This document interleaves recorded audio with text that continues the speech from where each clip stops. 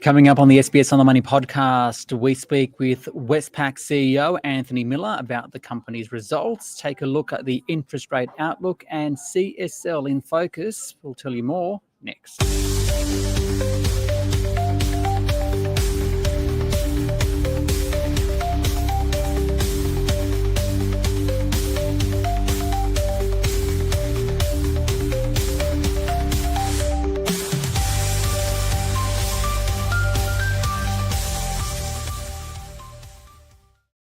Hi everyone, welcome to the SBS On The Money podcast for this Monday, the 3rd of November 2025, a day with the Australian share market rose, the S&P ASX 200 up 0.15%. We'll have the details with David Walsh from Sarto Advistory in a few moments, including what he's telling his clients. But first to Westpac, and greater competition for home loans has contributed to a 1% fall in full-year profit to just under $7 billion. It'll pay a fully franked full-year dividend of $1.53 per share. Australia's biggest bank saw an increase in customer deposits and total loans, although housing credit growth was below industry average, squeezing margins. It's also spending money to restructure the business, simplifying products, processes and systems while reducing operating costs. The market liked the update, shares up 2.8%. And for more, I spoke with Westpac CEO Anthony Miller. Anthony, first of all, this is your first full year in the job. How would you rate your performance? Well, I was rated by my board recently, so I think I got a pass to a credit mark, I think, in terms of my first year. I certainly enjoyed it a lot more than I suppose, expected. It's been a real pleasure, a real privilege and a real pleasure. So, yeah, I think I got a pass mark for my first year. It's all about getting after it now for the next 3 or 4. Okay, let's talk about the numbers, and what I'm really keen to know about in particular is how your customers are feeling, because we know that the RBA is unlikely to cut interest rates tomorrow. Lucy Ellis, your chief economist, is still forecasting 2 more rate cuts next year, even as other banks say we might not see any reductions. So to what extent are your borrowers on top of their repayments? How are businesses feeling? And do they really need a rate cut? Yeah, a great question. A lot in that. What I would say, just to be in relation to our mortgage book, almost 85% of the mortgages with Westpac, the customer is ahead on their payments, so they have a buffer in what they have to pay to the bank, and so that just highlights there's plenty of capacity with our customers in relation to interest rates and movements in interest rates. I think, our forecast now is that the Reserve Bank is unlikely to cut rates on Tuesday, but we're expecting a rate cuts in May and August of next year. What I would also say that's just been really sort of interesting, and it's all about looking at the data of what's coming through, and there's lots of slightly inconsistent or incongruent signals coming through, but certainly we've noticed that consumer sentiment has in some months rallied, in other months has come back a little bit, but overall is trending in the right direction, point number one. Secondly, the Westpac DataX data analytics team sort of highlighted that it's been a 6.5% increase in consumer credit card spend through the Westpac platform. And that was the biggest increase we'd seen since April 2023. So another signal that things are a little bit more positive. Having said that, it is still the case that it's a bit fragile out there, and we need to be sort of cognizant of that. The other thing that I suppose, very focused on, and, there's periods where I think it's going better and there's periods where, we need to remain vigilant, is small business. And our analysis of small business free cash flow it's starting to get in the right position. It's starting to, if you will, ease in terms of cash flow position of small businesses. And certainly that's encouraging. If we continue to see that trend pick up, then that will be a positive in terms of, likely further investment activity and further private sector activity in the country. Okay, what about where growth is going to come from at Westpac? If we take mortgages, for example, we know home loan growth is below system average. You're selling more loans through costly mortgage brokers, while interestingly today, the Commonwealth Bank said its digital home loan channel business has become its fastest growing. So what about the future for Westpac? Yeah, so we are growing in the mortgage book, but we're growing in a very targeted way, focusing on segments that make sense for our customers, represent our customers, and so we are growing, and we're growing in a very deliberate, targeted manner. I think what we've been very pleased with over the last 12 months is the growth we've realised in the business bank. You know, something 15%. 22% in agricultural sector, for example. So we've seen very positive growth there in business bank. And we saw a 17% growth in our institutional business over the last 12 months. And so those were areas where we deliberately and in a very focused way wanted to grow, and we did deliver the results that we wanted. We are focused on how do we improve our proprietary lending channel at Westpac. And so we're adding more bankers to be able to speak to more customers. We're giving our bankers better tools, giving them better training to ensure that they can be far more proactive and far more service orientated in looking after our customers. And we're pretty confident that we've got what we need to in place. It's just going to take a bit of time to get it right. And then we're very pleased with our digital mortgage offering. And we've been pleased with the growth that we're seeing there. But for us, it's a combination of what can we do digitally, what are we doing via our branch, what are we doing via our call centres, and how do we bring that three-way package together to support our customers and what they need and when they need it. You mentioned training your workers, right? That training, does that also include training in AI? I want to know more about your investment in AI. What does it look like? Yeah. What kind of real examples can you give? Because we hear a lot from CEOs about a lot of corporate talk about, you know, what we're doing with AI, but what are some real examples about what you're doing on the back end? What does it mean for your workers? And then what do consumers actually see when we talk AI? Yeah, look, I mean, we're very I suppose, excited or engaged on what AI could mean. And in fact, you know, it is a tool that we have as a bank been using for a while in its earlier forms, machine learning, advanced analytics, AI, now generative AI, then agentic AI. This is an evolution in how this tool is used. We see it very much as something that is a tool in the hands of our employees. And so alongside the investment that we might make in AI, we also need to make an investment in our people, in their training, in the leadership of our people to make sure they know how to use this tool and challenge them to use it in a way that makes their job easier, makes them deliver a better outcome every day, and then importantly, delivers a better outcome to our customers. So ironically, the AI evolution we're undergoing is very much focused on it's a tool, and a tool is only, you know, as good as the person who's using the tool is trained or motivated to use it. And then I would just sort of advocate that, you know, one of the more attractive opportunities with AI is that it asks you to take a step back and think about how are you organised? How will you deliver a product or service, or how will you get a particular process or something done?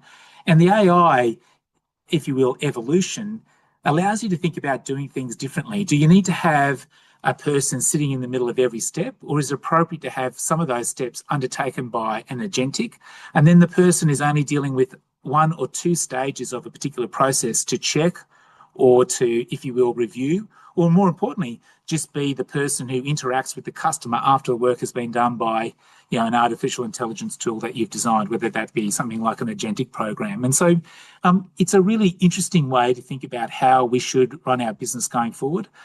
And we're obviously very excited about its potential.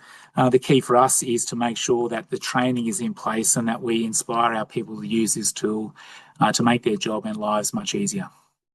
You're listening to my interview with Westpac CEO Anthony Miller. What more can you tell me about the Unite program as you restructure the business? Because you're spending money now to simplify products, processes and systems while reducing operating costs. So what does it look like, and what kind of progress have you made? So Unite's around essentially simplifying the Westpac group. Because the way we're configured today is that we essentially have three different bank systems with all of the products, policies and processes that attach to an individual bank. And so we have three banks inside this group. And what Westpac is doing with Unite is identifying what's the one best way we might do mortgages, or the one best way in which we write deposits, agree which way that is, and then identify the one bank technology stack that we will do that on. And then we're migrating all of what we do from those two other bank systems, bank processes onto the one target stack at Westpac. And so therefore, as a result, it means my 20% market share or my 20% scale in mortgages is, instead of being deployed across three different banking systems, is actually now on one banking system. And so all of a sudden, my market share, my 20% scale, is delivering real benefits. At the moment, my 20% market share, for example, in mortgages is diluted across three different bank systems. And so therefore, I'm running three different banks as opposed to one bank. And so Unite is about picking and identifying that one target tech stack, that one best way in which we want to do things, migrating it all onto that one tech stack. And so therefore, there's quite a little bit of work and planning and investment up front to be able to then migrate everything across to that one tech stack. And once we've done that, then all of a sudden the cost to run can be reduced quite considerably because we switch everything else off, and it therefore allows us to run one process on one system. And to bring that to life for you, when we were asked to make a change in relation to our mortgage product, and it was just a small regulatory adjustment, it cost us $17 million to do that change across three different banking systems in Westpac.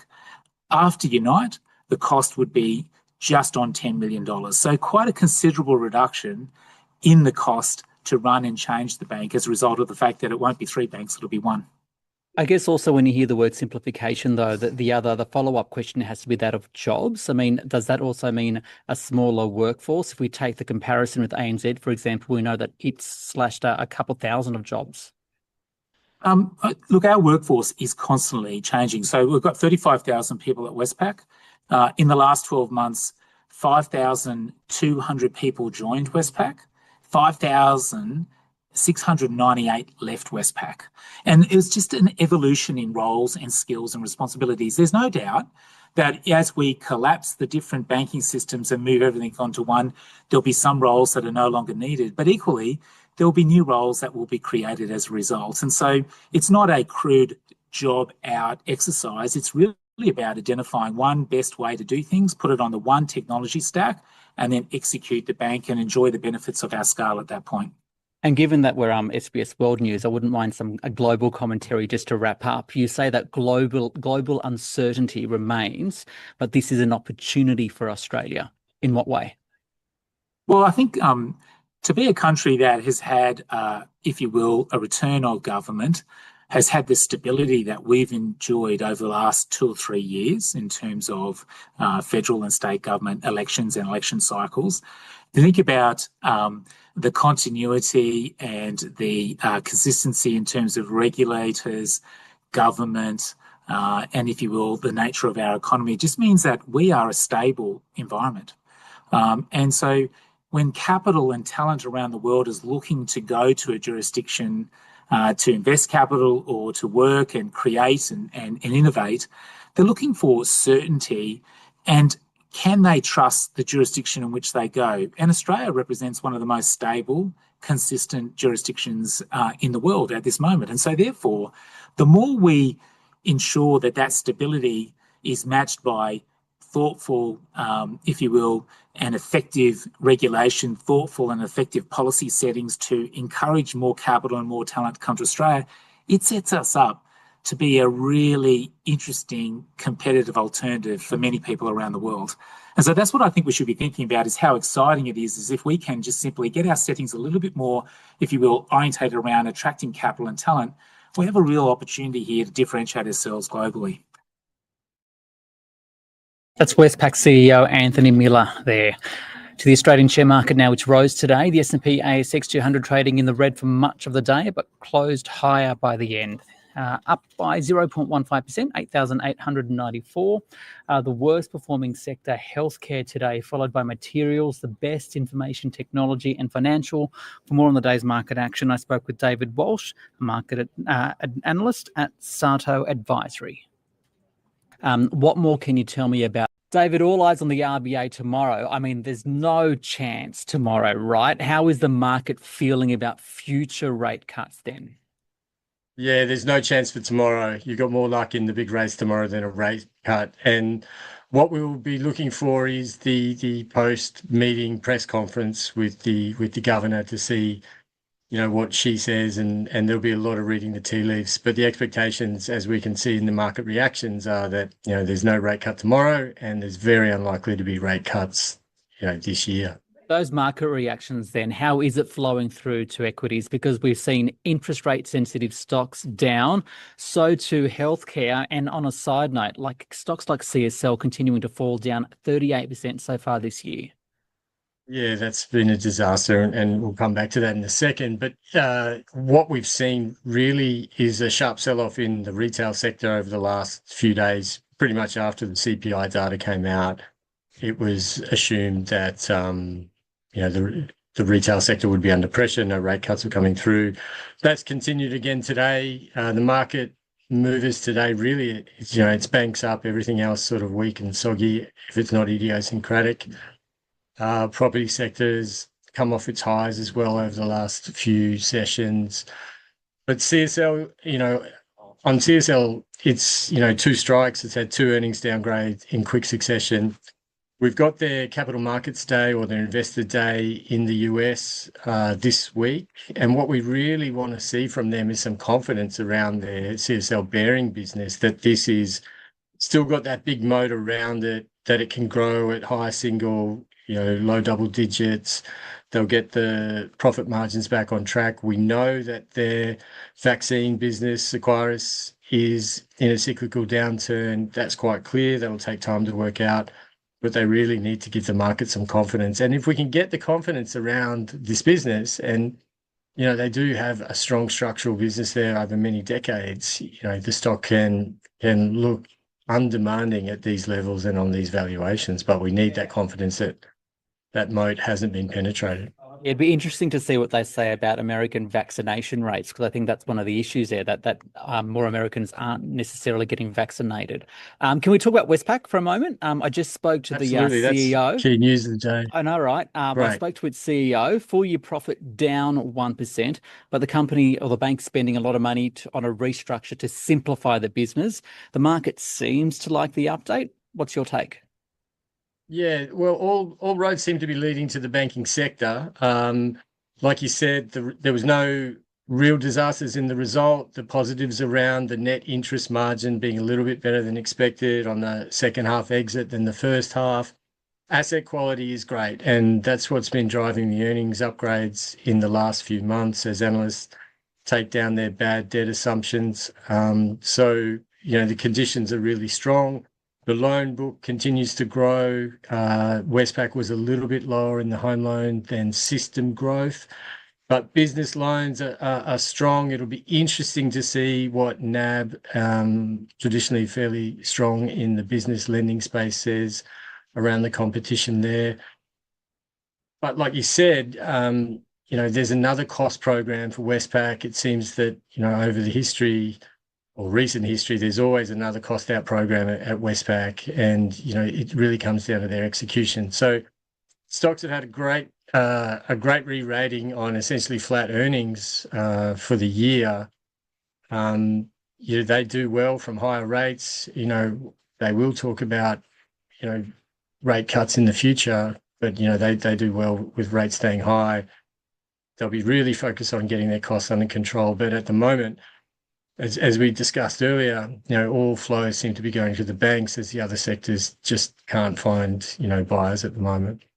Okay, so finally, what are you telling your clients right now? Where do you see the opportunities for investors? Yeah, really, it's about being patient. There's a concentration both domestically here in Australia. The banking sector in the large cap has really dominated, and some of the larger mining companies.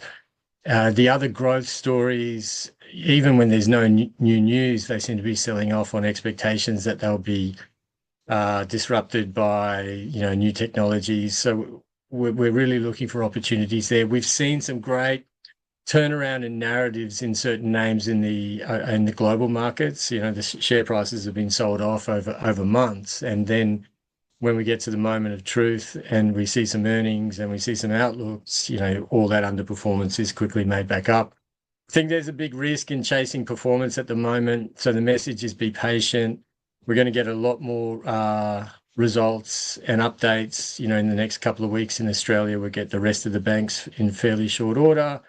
We'll get overseas earners like Aristocrat and Xero, which have come under some selling pressure recently. So I'm really interested to see what they have to say about their outlooks and their business operations.